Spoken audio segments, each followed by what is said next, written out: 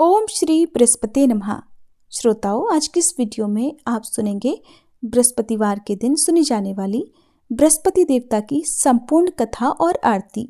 आप सभी से विनम्र अनुरोध है, कथा को पूरा जरूर सुनिएगा और अगर आपको वीडियो अच्छी लगती है तो चैनल को सब्सक्राइब करके ऑल बटन पर क्लिक करना मत भूलिएगा, ताकि हमारे चैनल पर सुनाई जाने वाली सभी धार्मिक कथाएं आप नियमित रूप से सुन सकें। पौराणिक कथा के अनुसार भारतवर्ष में एक प्रतापी और दानी राजा राज्य करता था। वह नित्य गरीबों और ब्राह्मणों की सहायता करता था, लेकिन ये बात उसकी रानी को अच्छी नहीं लगती थी। वो न ही गरीबों को दान देती, न ही भगवान का पूजन करती थी और राजा को भी दान देने से मना किया करती थी। एक दिन राजा शिकार खेलने वन को गए हुए थे, तो रानी महल में अकेली थी। उसी समय बृहस्पति देव साधु वेश में राजा के महल में भिक्षा के लिए गए और भिक्षा मांगी। तब रानी ने भिक्षा देने से इनकार कर दिया और कहने लगी, हे साधु महाराज, मैं तो इस दान पुण्य से तंग आ गई हूँ। मेरा पति सारा धन लुटाते रहते हैं। मेरी इच्छा है कि हमारा धन नष्ट हो जाए और फिर न रहेगा बांस, न बजेगी बांसुरी। साधु ने कहा, देवी, तुम तो बड़ी विचित्र हो। धन संतान तो सभी चाहते हैं, पुत्र और लक्ष्मी तो पापी के घर भी होनी चाहिए। यदि तुम्हारे पास अधिक धन है तो भूखों को भोजन दो, प्यासों के लिए प्याऊ बनवाओ, मुसाफिरों के लिए धर्मशालाएं खुलवाओ। जो निर्धन अपनी कुंवारी कन्याओं का विवाह नहीं कर सकते, उनका विवाह करा दो। ऐसे और कई काम हैं जिनके करने से तुम्हारा यश लोक परलोक में फैलेगा। परंतु रानी पर उपदेश का कोई प्रभाव नहीं पड़ा। वो बोली, महाराज, आप मुझे कुछ मत समझाइए। मैं ऐसा धन ही नहीं चाहती जो हर जगह बांटती फिरूं। तब साधु महाराज ने उत्तर दिया, यदि तुम्हारी ऐसी इच्छा है तो तथास्तु।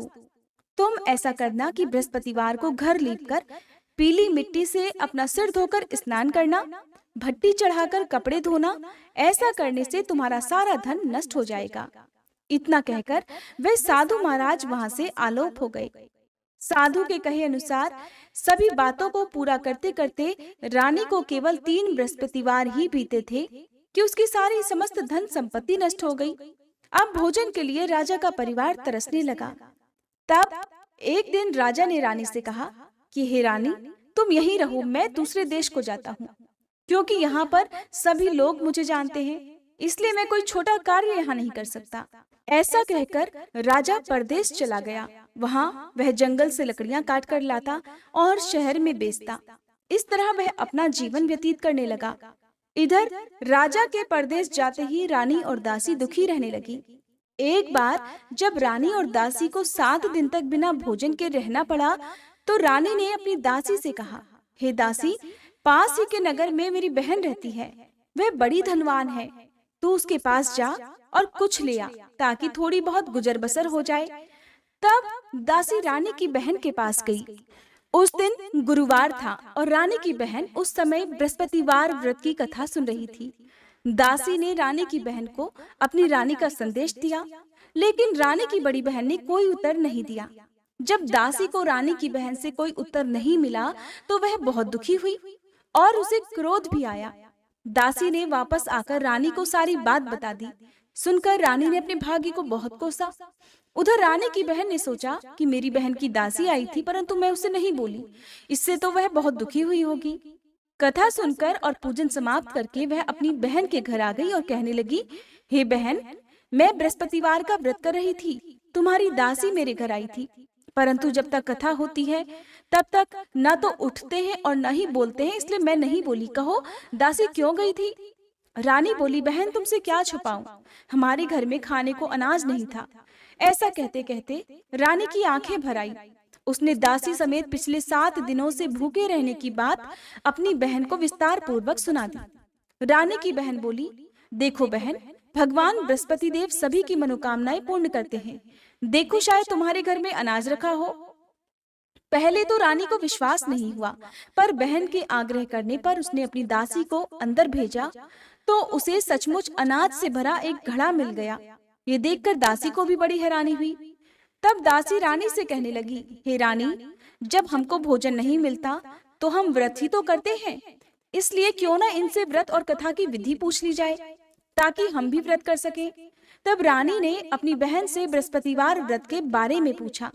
उसकी बहन ने बताया, बृहस्पतिवार के व्रत में चने की दाल और मुनक्का से विष्णु भगवान का केले की जड़ में पूजन करें तथा दीपक जलाए, व्रत कथा सुने और पीला भोजन ही करें। इससे बृहस्पति देव प्रसन्न होते हैं। व्रत और पूजन की विधि बताकर रानी की बहन अपने घर को लौट गई। 7 दिन के बाद जब गुरुवार का दिन आया तो रानी और दासी ने व्रत रखा। घुड़साल में जाकर चना और गुड़ लेकर आई, फिर उससे केले की जड़ तथा विष्णु भगवान का पूजन किया। अब पीला भोजन कहाँ से आए? इस बात को लेकर दोनों बहुत दुखी थी। क्योंकि उन्होंने व्रत रखा था, इसलिए बृहस्पति देव उनसे प्रसन्न हुए और वे एक साधारण व्यक्ति का रूप धारण कर 2 थालों में सुंदर पीला भोजन दासी को दे गए। भोजन पाकर दासी बहुत प्रसन्न हुई और फिर रानी के साथ मिलकर भोजन ग्रहण किया। उसके बाद वे सभी गुरुवार को व्रत और पूजन करने लगी। बृहस्पति भगवान की कृपा से उनके पास फिर से धन संपत्ति आ गई, परंतु रानी फिर से पहले की तरह आलस्य करने लगी। तब दासी बोली, देखो रानी, तुम पहले भी इसी प्रकार आलस्य करती थी। तुम्हें धन रखने में कष्ट होता था, इस कारण सभी धन नष्ट हो गया। अब जब भगवान बृहस्पति की कृपा से हमें धन मिला है तो तुम्हें फिर से आलस्य होता है। रानी को समझाते हुए दासी ने कहा, हे रानी, बड़ी मुसीबतों के बाद हमने ये धन पाया है, इसलिए हमें दान पुण्य करना चाहिए, भूखे मनुष्यों को भोजन कराना चाहिए और धन को शुभ कार्यों में खर्च करना चाहिए, जिससे तुम्हारे कुल का यश बढ़ेगा, स्वर्ग की प्राप्ति होगी और पितर भी प्रसन्न होंगे।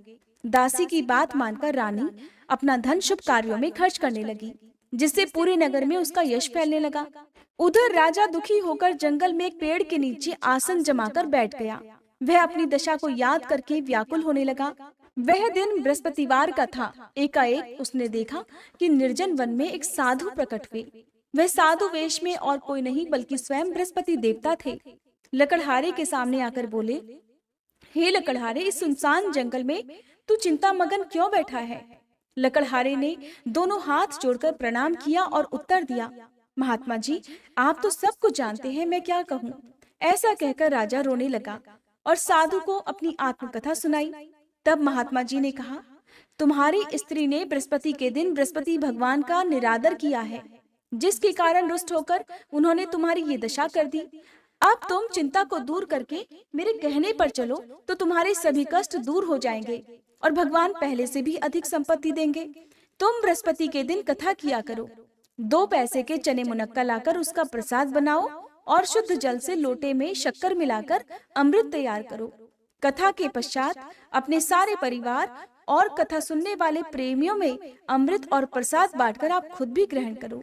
ऐसा करने से भगवान बृहस्पति देव तुम्हारी सब मनोकामनाएं पूर्ण करेंगे। साधु के ऐसे वचन सुनकर लकड़हारा बोला, हे प्रभु, मुझे लकड़ी बेचकर इतना पैसा नहीं मिलता जिससे भोजन करने के बाद मैं कुछ बचा सकूं, और मैंने रात्रि में अपनी स्त्री को व्याकुल देखा है। मेरे पास कुछ भी नहीं जिससे मैं उसकी खबर मंगा सकूं। साधु महाराज ने कहा, हे लकड़हारे, तुम किसी बात की चिंता मत करो। बृहस्पति के दिन तुम रोजाना की तरह लकड़ियां लेकर शहर को जाओ।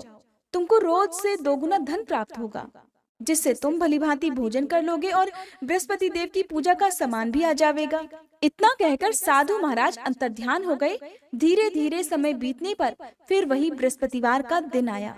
लकड़हारा जंगल से लकड़ी काटकर किसी शहर में बेचने को गया। उसे उस दिन और दिन से अधिक पैसा मिला। राजा ने चना गुड़ आदि लाकर गुरुवार का व्रत किया। उस दिन से उसके सभी क्लेश दूर हुए, परंतु जब दोबारा गुरुवार का दिन आया तो वह बृहस्पति देव का व्रत करना भूल गया। इस कारण बृहस्पति भगवान नाराज हो गए। उस दिन उस नगर के राजा ने विशाल यज्ञ का आयोजन किया तथा शहर में ये घोषणा करा दी कि कोई भी मनुष्य अपने घर में भोजन ना बनावे, ना आग जलावे। समस्त जनता मेरे यहाँ भोजन करने आवे और इस आज्ञा को जो नहीं मानेगा उसे फांसी की सजा दी जाएगी। इस तरह की घोषणा संपूर्ण नगर में करवा दी गई।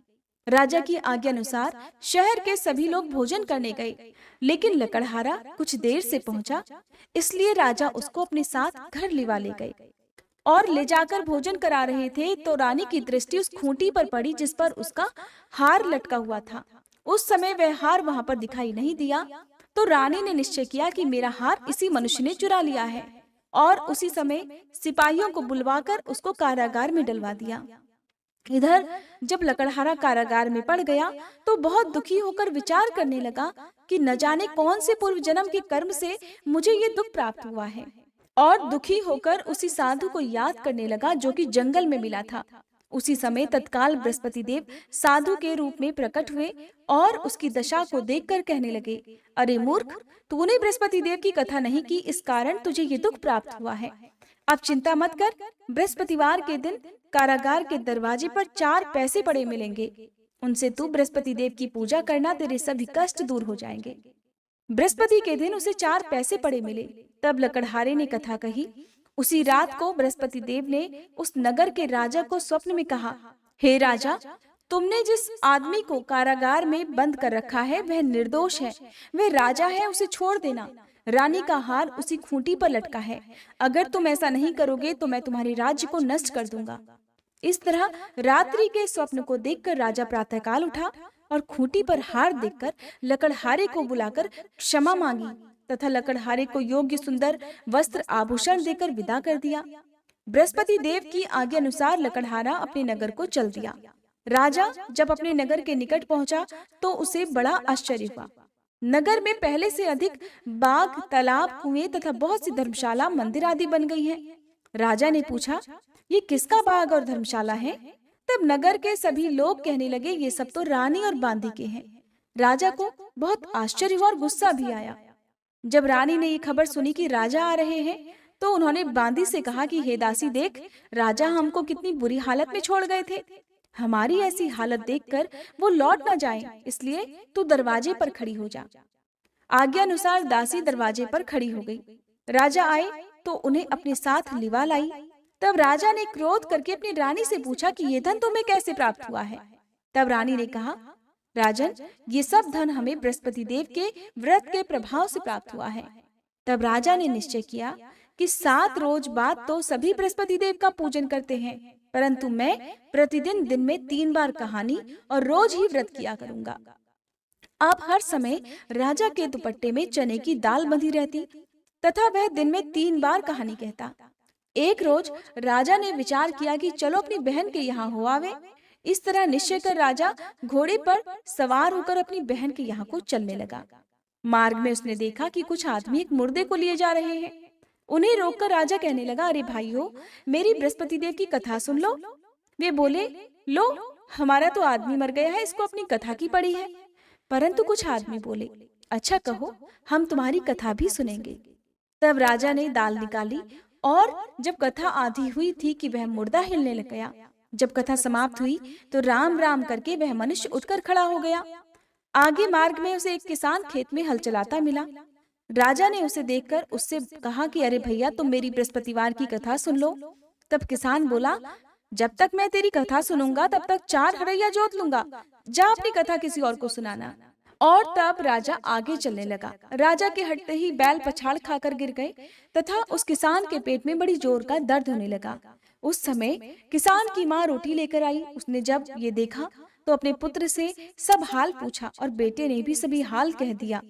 तो वह बुढ़िया दौड़ी दौड़ी उस घुड़सवार के पास गई और उससे बोली, मैं तेरी कथा सुनूंगी, तू अपनी कथा मेरे खेत पर चलकर ही कहना। राजा ने बुढ़िया के खेत पर जाकर कथा कही, जिसके सुनते ही उसके बैल उठ खड़े हुए तथा किसान के पेट का दर्द भी बंद हो गया। अब राजा अपनी बहन के घर पहुंच गया तो बहन ने अपने भाई की खूब मेहमानी की। दूसरे रोज प्रातःकाल जब राजा जगा तो देखने लगा कि सभी लोग भोजन कर रहे हैं। राजा ने अपनी बहन से कहा कि ऐसा कोई मनुष्य है यहाँ जिसने भोजन ना किया हो, मेरी बृहस्पतिवार की कथा सुन ले। बहन बोली, हे भैया, ये देश तो ऐसा ही है, पहले यहाँ लोग भोजन करते हैं, बाद में अन्य कोई काम करते हैं। अगर कोई पड़ोस में हो तो देख आऊं। वह ऐसा कहकर देखने चली गई, परंतु उसे कोई ऐसा व्यक्ति नहीं मिला जिसने भोजन न किया हो। अतः वह एक कुम्हार के घर गई जिसका लड़का बीमार था। उसे मालूम हुआ कि उनके यहाँ 3 रोज से किसी ने भोजन नहीं किया है। रानी ने अपने भाई की कथा सुनने के लिए कुम्हार से कहा तो वह तुरंत तैयार हो गया। राजा ने जाकर बृहस्पतिवार की कथा कही, जिसको सुनकर उसका लड़का ठीक हो गया। अब तो राजा की चारों तरफ प्रशंसा होने लगी। एक दिन राजा ने अपनी बहन से कहा कि हे बहन, अब हम अपने घर को जाएंगे, तुम भी तैयार हो जाओ। राजा की बहन ने अपनी सास से कहा। सास ने कहा, हाँ चली जा, परंतु अपने लड़कों को मत ले जाना, क्योंकि तेरे भाई की कोई औलाद नहीं है। बहन ने अपने भैया से कहा, हे भैया, मैं तो चलूंगी, पर कोई बालक नहीं जाएगा। राजा बोला, जब कोई बालक ही नहीं चलेगा तब तुम भी क्या करोगी? और बड़े दुखी मन से राजा अपने नगर को लौट आया। राजा ने घर आकर अपनी रानी से कहा, हम निर्वंशी राजा हैं, हमारा मुंह देखने का धर्म नहीं है और कुछ भोजन आदि नहीं किया। रानी बोली, हे प्रभु, बृहस्पति देव ने हमें सब कुछ दिया है, वो हमें औलाद भी अवश्य देंगे। उसी रात को बृहस्पति देव ने राजा से स्वप्न में कहा, हे राजा, उठ, सभी सोच त्याग दे, तेरी रानी गर्भ से है। राजा को ये बात सुनकर बड़ी खुशी हुई। 9वें महीने में रानी के गर्भ से एक सुंदर पुत्र पैदा हुआ।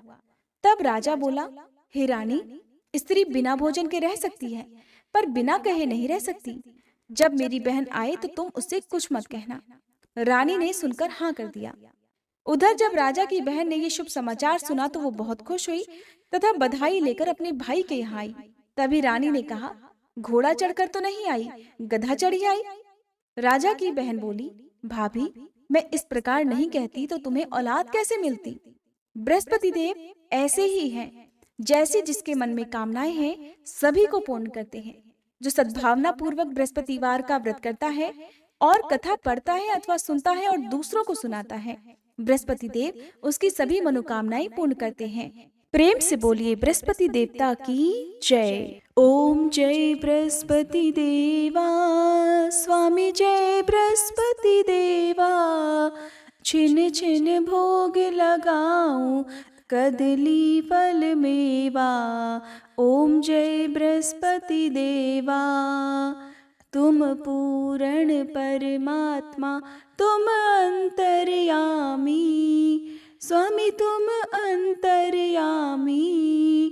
जगत पिता जगदीश्वर, तुम सबके स्वामी। ओम जय बृहस्पति देवा। चरणामृत निज निर्मल, सब पातक हरता, स्वामी सब पातक हरता। सकल मनोरथ दायक, कृपा करो भरता।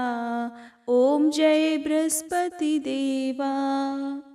तन मन धन अर्पण कर, जो जन शरण पड़े, प्रभु जो जन शरण पड़े। प्रभु प्रकट तब होकर, आकर द्वार खड़े। ओम जय बृहस्पति देवा। दीन दयाल दयानिधि, भक्तन हितकारी, स्वामी भक्तन हितकारी। पाप दोष सब हरता, भव बंधन हारी। ओम जय बृहस्पति देवा। सकल मनोरथ दायक, सब संशय तारो, स्वामी सब संशय तारो। विषय विकार मिटाओ, संतन सुखकारी। ओम जय बृहस्पति देवा। ओम जय बृहस्पति देवा। स्वामी जय बृहस्पति देवा। छिन छिन भोग लगाऊं, कदली फल मेवा। ओम जय बृहस्पति देवा। ओम जय बृहस्पति देवा। कथा समाप्त। और कथा को अंत तक सुनने के लिए आप सभी का बहुत बहुत आभार।